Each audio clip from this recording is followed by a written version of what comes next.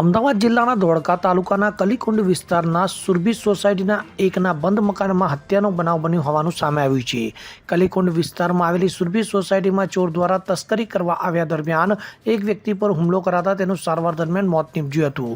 મળી આવતી માહિતી મુજબ કલીકુંડ વિસ્તારમાં આવેલી સુરભી સોસાયટીમાં ગત રાત્રિના સમયે એક બંધ મકાનમાં એક તસ્કર ચોરી કરવા મકાનમાં ઘૂસ્યો હતો. ત્યારે આ બંધ મકાનનો માલિક નોકરીને લઈને બહાર રહે છે અને આ મકાનની દેખરેખ વિસ્તારમાં રહેતા મકાન માલિકના ભાઈ કિશનભાઈ ભાસ્કર દ્વારા કરવામાં આવે છે.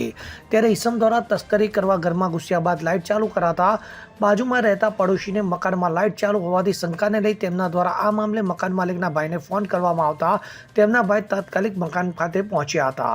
જે બાદ મકાનમાં તપાસ કરવા પાડોશી અને તેમના ભાઈ પહોંચ્યા ત્યારે જાણ થઈ હતી કે કોઈ તસ્કર ચોરી કરવા બંધ મકાનમાં આવ્યો છે.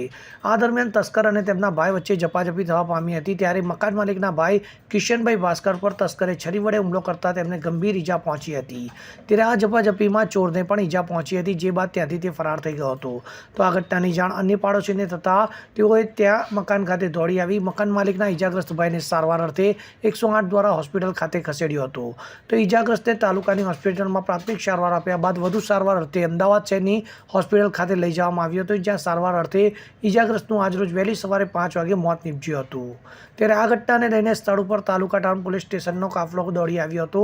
તો આ બનાવને પગલે અમદાવાદ શહેર રેન્જ આઈજી પણ ધોળકા ખાતે દોડી આવ્યા હતા. તો બીજી બાજુ આ ઘટનાને પગલે એલસીબીની ટીમ અને ડોગ સ્ક્વોડ પણ ઘટના સ્થળે દોડી આવી સમગ્ર પોલીસ સ્ટાફ દ્વારા આરોપીને પકડવા કવાયત હાથ ધરવામાં આવી હતી.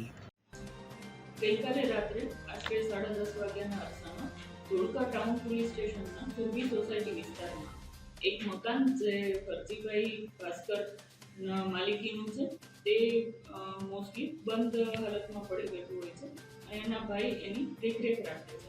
એ મકાનમાં એક ચોરીસમ ઘરફોડ ચોરી કરવાના ઈરાદે ઘૂસી ગયેલ હતો, જેની જાણ સામે રહેતા પાડોશીને થયેલી અને એણે તાત્કાલિક તેના ભાઈને હરજીભાઈના ભાઈ જે છે ધોળકામાં રહે છે તેને જાણ કરેલી કે તમારા ઘરમાં કોઈ વ્યક્તિ ઘૂસેલ છે.